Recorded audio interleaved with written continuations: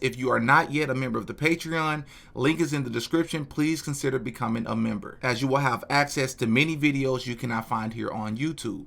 So the rapper DaBaby is currently trending right now for all the wrong reasons, once again, because he decided it was a great idea to make a music video in dedication to the Ukrainian refugee that lost her life a few days ago at the hands of a schizophrenic man sitting behind her on the train in Charlotte, North Carolina. Now, in this music video, DaBaby has basically made himself the hero by placing himself on the train while also using some actual footage from the news clip and preventing the man from attacking the girl. Now, he's received a lot of mixed emotions, as some people has praised him and a lot of other people have seen this as one, clout chasing, but they've also seen this as being very insensitive, as the girl's family has come out and asked that people do not use the footage for any reason. But is this the real reason why DaBaby decided to make this music video? Is it because he's trying to show dedication? Is it because he's clout chasing? Or is there a different reason that he's doing this? Because as we've stated multiple times on this channel over the past few days, I 100% believe that this was a psy-op, that being the situation that happened in North Carolina. Now, for those of you who are newer to the channel, psy-op is short for psychological operation, which is a CIA term. And it basically means there will be situations that happen in society that is completely manufactured with the sole purpose of pushing an agenda, trying to get a law changed, or trying to get a bill passed. Now, manufactured does not mean that the situation did not necessarily happen, even though that does apply to some situations, but it just simply means that some of these situations are not organic. Because as we can see with this situation here, shortly after this, right after the Charlie Kirk murder, the same Charlie Kirk that shares a birthday with George Floyd, believe it or not, there was actually a bill that was pushed to further fund the Ukrainian war. But let's just stick a pin in there for now,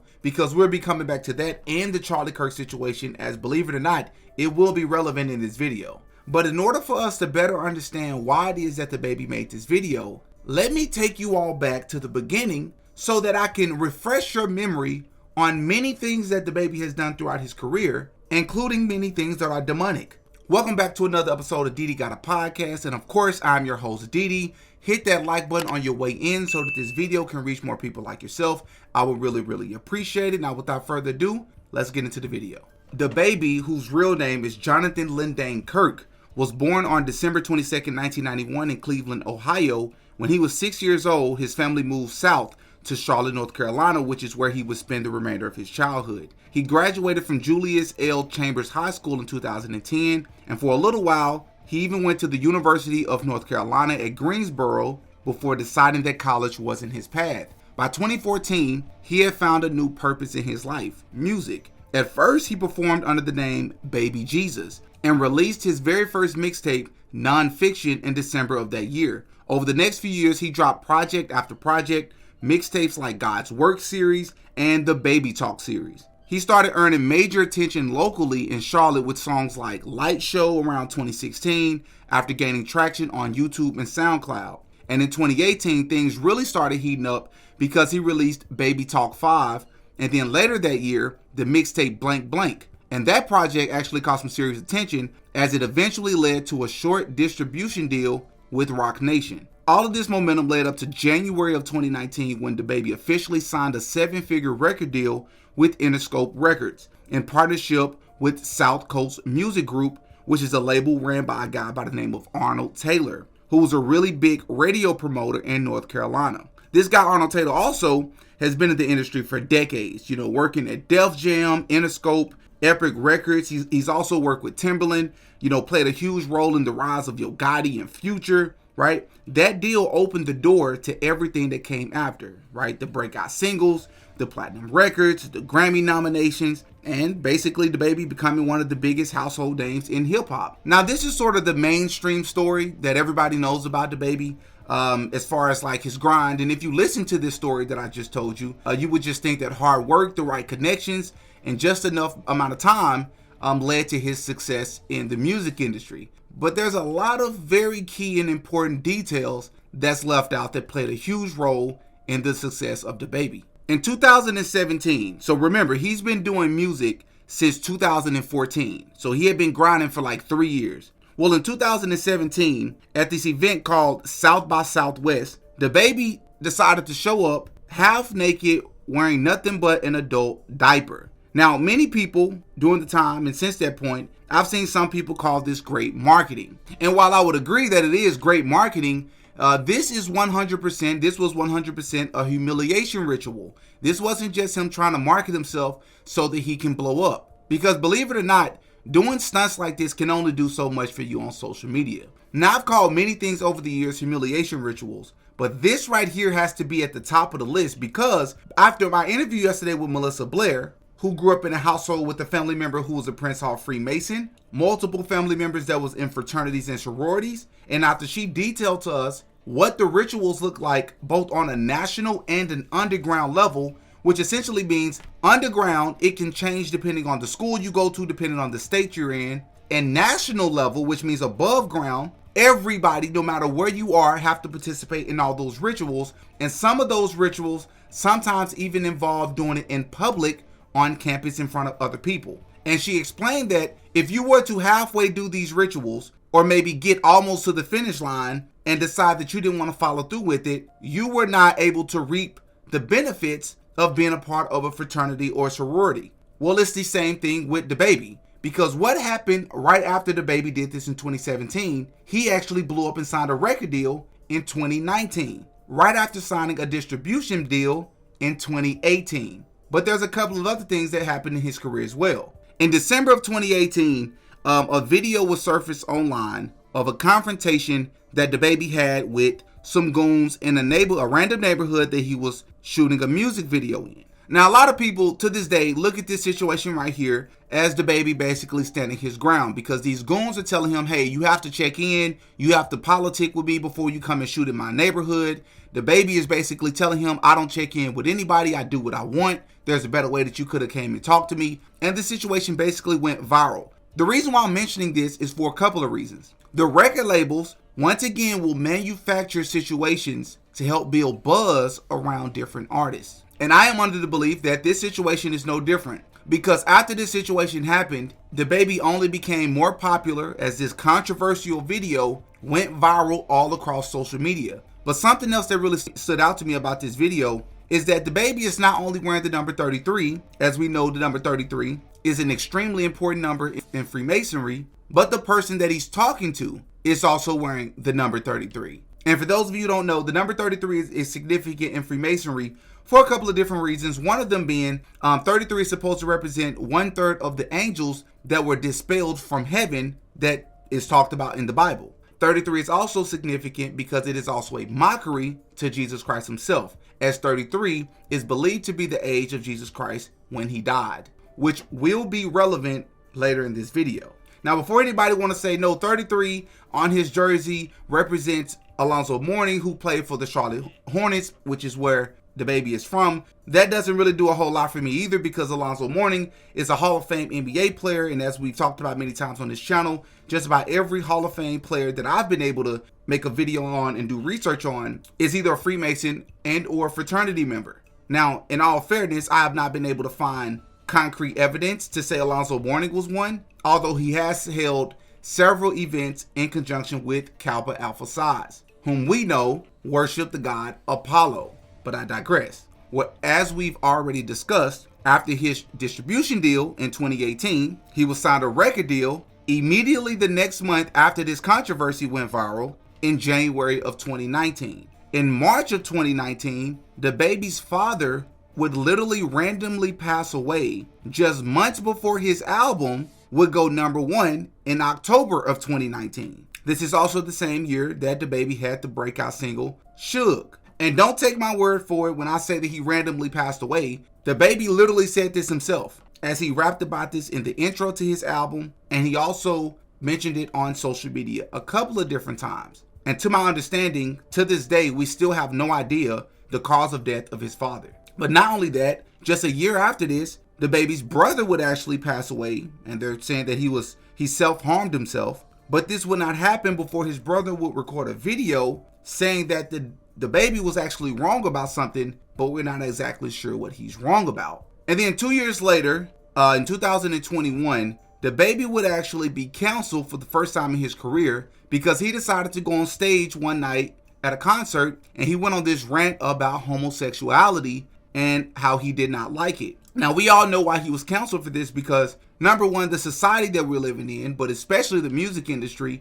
homosexuality is embraced, not frowned upon, not shamed upon. Yes, outwardly, but behind the scenes, it's always been speculations about what the industry endorses and what it doesn't. So DaBaby would eventually be forced to apologize because literally homosexuality is a part of the agenda and we all know it. And then the very next year, right after he would be canceled, interestingly enough, DaBaby would release a song and a video titled Tough Skin. Well, in this video, DaBaby would do something that we've seen several artists do before in the past, from Tupac, Kanye, Nas, Ab-Soul, the same Ab-Soul who created an entire album titled Do What Thou Wilt in reverence of the one and only Aleister Crowley, Kendrick Lamar, Remy Ma, Lil Dicky, and the list goes on. We can see DaBaby pinned to a cross as if he's Jesus, as if he's some sort of sacrifice the way that Jesus sacrificed himself for our sins. But not only is DaBaby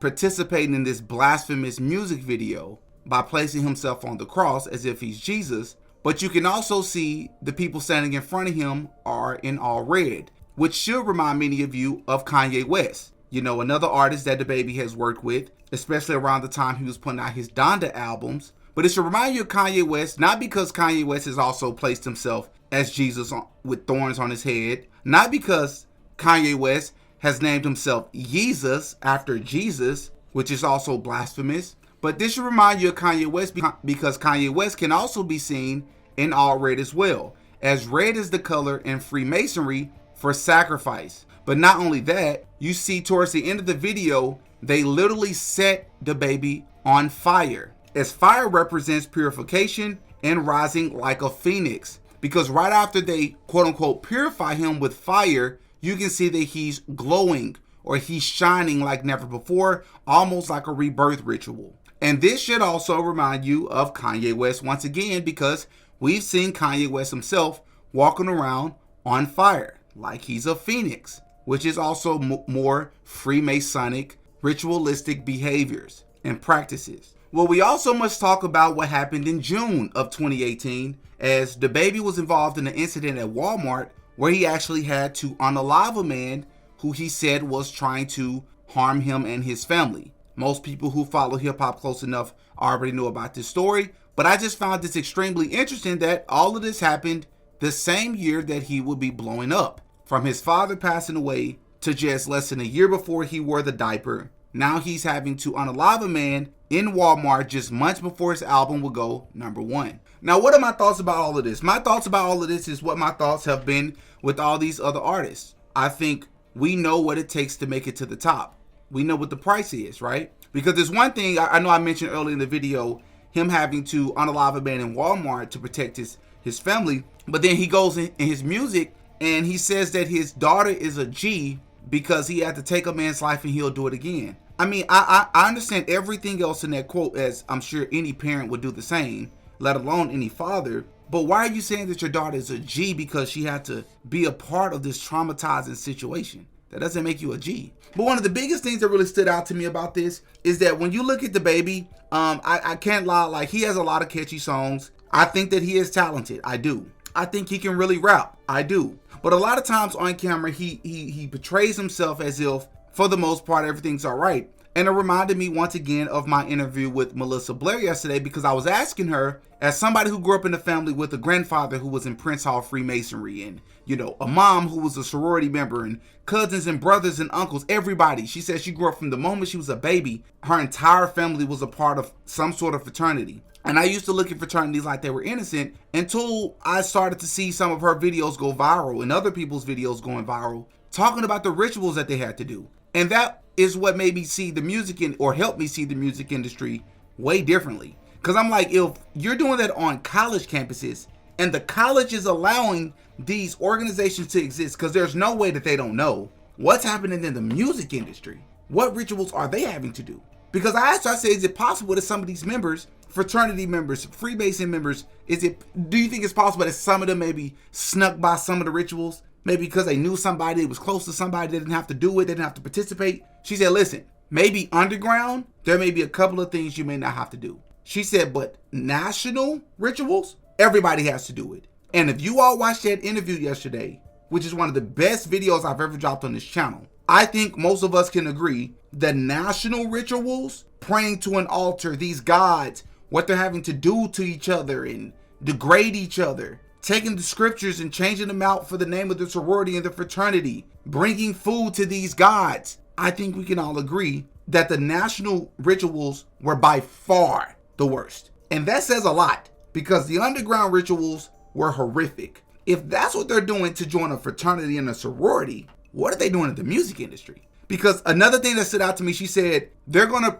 portray themselves as if everything's perfect. That's how everybody in my family was. That's how people on campus are. You think everybody got it together. You think that everything's perfect and peaches and cream. She said until you actually join and you quickly find out that's not the truth. Every single member had to vow secrecy. Every single member had to kneel to the altar. Every single member had to worship this god of said sorority or fraternity. If they're doing it on college campuses, we know what the humiliation rituals look like in the music industry when we see them. That's exactly what DaBaby was doing, 100%. And the last thing that I'll say, the reason why I wanted to cover his career is because I want you all to better understand that when we see psy-ops and things happening in society, and then you have a person like DaBaby comes along and he makes a video about it, DaBaby can look at these situations and know what he's looking at just like we can. That's just my belief though. When we talk about the number 33 on the jerseys in that viral video, and you look at the Charlie Kirk situation and the unusual amount of times the number 33 came up, and I'm not talking about some advanced numerology, no, simple numerology. 33 showed up so many times. We know what that's about. It's like they're almost like laughing at us, you know? But those are just my thoughts. Y'all in the comment section, let me know what you think. As always, I'm Demetrius. I go by Diddy. Pray for everybody mentioned in this video. As always, until next time. Peace.